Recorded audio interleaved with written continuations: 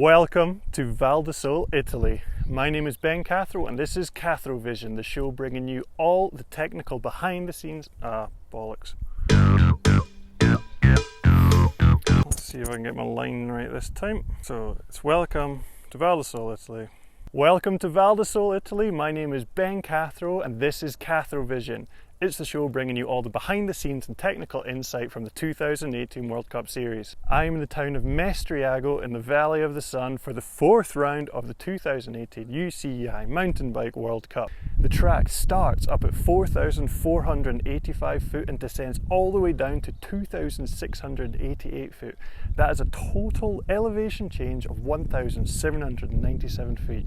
That, as far as I'm aware, is the biggest elevation change of any of the World Cups. This track is steep, the track is long, it is physical, it is intimidating. Let's go check it out. Did I get that right? Did I get that right? Did I remember my lines? So cool. Anytime, Jenny. For me, I always find it really intimidating coming here because I always found it real physical. Is there anything about it you find challenging, or do you quite like it? I like it in a sense that, like in sections, because you can hit them all fast and exactly how you want to do. But yeah, on a full run, on a race run, it is really hard and really physical, and it does scare me a little bit. But that's what's so fun about it. More so than any other track? Or? Yeah. Well, I don't know. It's on Piedmont St Anne. It's also real long and real physical. So I just get a bit worried that my arms are going to blow off by the bottom. Black snake. That's because it's a black graded trail and it snakes its way down the hill. Let's take a little peer out the start gate, see what riders are greeted with. So you dive straight down into some nice smooth berm turns. After the first two berm turns, riders are greeted with their first major gap. It's wooden drop, and when you're watching riders on the live stream, it doesn't look big. It's bigger than me. I'm 2 meters tall. That thing's like 2.5 minimum. So just bear that in mind. These are big features. The riders, when they ride them smooth, just make them look easy. Upper berms are made from a mix of natural soil and some gravel material. You can see from all the footprints from people on track walk that this track can cut up. So we'll see how rough this gets after a few riders have been down it. So Val di Sole is similar to Fort William in the way it has the smooth upper turns to kind of warm you up and lead you in, but then the shit really does hit the fan. The rocks come out, the shapes begin. This is the track proper starting here. Every time we'd come in here, Dean would just be like, I'd just be like, what is Dean doing? Right. How long you been off the bike now with the collarbone? Oh, like 6-7 weeks. Yeah. Since yesterday. And are you coming in feeling like ready, good to go, or are you going to be like taking it easy? Nah, I'm not racing this weekend, eh? I'm Oh, just doing some riding here, and hopefully I'll race next weekend in ENDURO. Because yeah, yesterday was like my first day of laps. So I did like 5 laps on a trail bike track at home on my downhill bike. So still feeling a bit rusty, mate. Yeah, it's not. It's not the track I want to come back and. That's why I was wanting to ask you about it. I thought you were riding. Yeah, I like riding this type of stuff, but yeah, when you go on race pace, it is pretty gnarly, especially down towards the bottom when you're super tired. So there's no rest sections in it. It's just tech the whole way down. And when you go on race pace, pumping and trying to carry speed everywhere, you just get super tired. Yeah. And then you've still got to hit gnarly shit at the bottom when you're tired. So it's pretty hard to stay on top of it. So the track so far has been very similar, but this is where the track went last year. They've opened up a new inside line here. A little bit different, gives the riders something new to think about.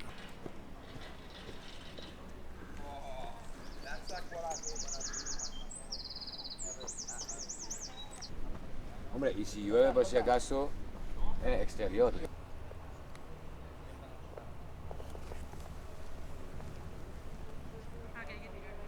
These soft loamy bits move all the time, so that rut will be there first run, but by second run totally gone. Makes the track really interesting and hard to predict. Hi doggy.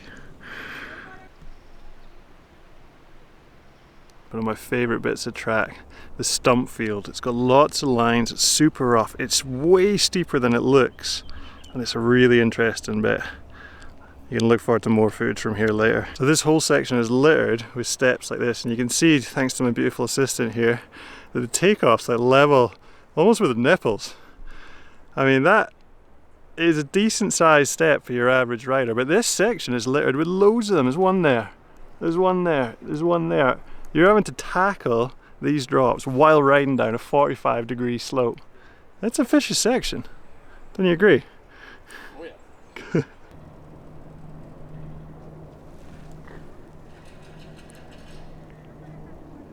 And this track, I forget just how insane it is. There's so much information on track, and by that I mean there's just so many obstacles, rocks, roots, things for your eyes to kind of focus on, and the amount of lines that are available. It's really hard to put in perspective how wild this track is. And that's why it's so awesome. Oh, and hey, check out this bit. Anyone recognise this? Anyone recognise that? Yeah, that's right. That's the Benar frame snapper. Looks like the pole's gone, it is no longer there. So while I'm carefully walking down what is without a doubt the steepest part of the track, don't worry, I'll overlay it now while the thunder's going. Yeah, we're getting thunder and lightning this weekend. Talk about, you may have noticed this video is longer than 3 minutes. Well, talk with the Red Bull guys. As far as they're concerned, anything that is not practice can be as long as it wants. So still haven't got it in writing that I can have 3 minutes of practice footage within a longer video, but that's hopefully coming. Damn, it's a bit steep. It was really interesting what Jack Moir said about this track doesn't have any places to give you a rest, you know, it's just technical the whole way down. Well, here is one of the few bits. Just behind me you got about 3 seconds to breathe, let the muscles relax for a second before you dive into probably one of the biggest pools of the World Cup circuit. So they've shored it up a bit. Oh, they've dug it all out all along there, and they've put in, I was going to say a proper landing, but it looks too mellow. So you're going to have to jump pretty far down. You're going to have to get to that colour change down there to get it smooth. Down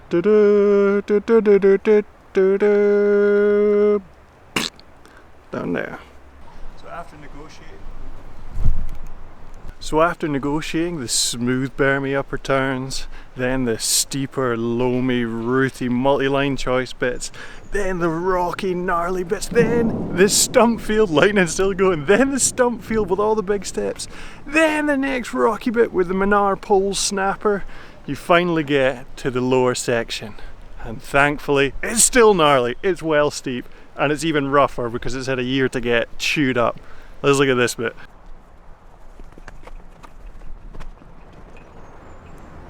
For viewers from last year, this is the G-out turn. Still looking pretty vicious.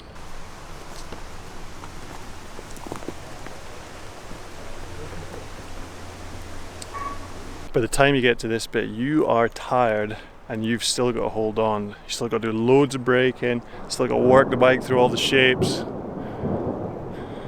If I don't get shat on by rain, I'm going to be well impressed. We're nearly there though, I better keep on cracking.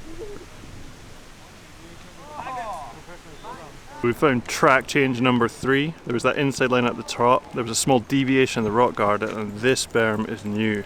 The track used to go down there, but now it swings out, round into a little bit of an awkward switchback. So that new bit they put in, they've got a gap out of this corner, but the lip is like non-existent. So it's going to be a mega pull to get over, if anyone bothers.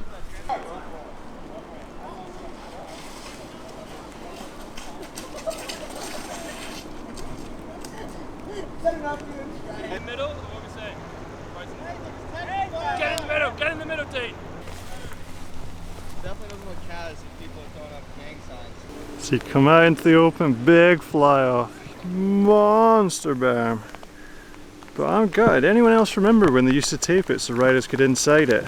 Remember Sam Hill washing out Worlds? I'm thinking Danny Hart exploding the turn down there back in 2011. Bring back the insides, I say. So that was track walk. This is the rain that was forecast. It's forecast to rain like this tomorrow for practice day and for qualifying about 2 p.m. each day. So hopefully it'll make it really exciting. Glad I'm not riding if it's going to be doing that. Saturday, which is race day, looks like it's going to be dry. Oh yeah, warning to everyone. The race is on Saturday, so if you normally watch the live feed on the Sunday, well, you'll miss it. It's on Saturday this weekend.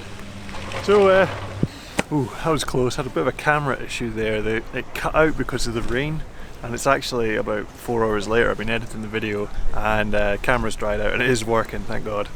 So going in tomorrow, what's the gossip? What's going on? So we saw Jack Moir on track, and he said his collarbone's better, but he doesn't feel good enough to race. In a similar vein, Greg Menard, he broke his elbow while training before Fort William. He's not going to be racing this weekend either. He's not even here. He's going to be rehabbing that for a little bit longer and hopefully get back for ENDURO next week. So we'll be seeing him then. That's all I've heard from the rumour mill so far today, but I'll hit the pits tomorrow and see what else I can find out for you. So let me know if you like this longer format that I'm doing now, and if you are a fan of what I'm doing, you can hit the link in the description, head to Patreon and help support the videos that I'm doing at the World Cups. And as always, like if you enjoyed, sub if you want to see more, and I'll see you guys tomorrow for practice day. See you then.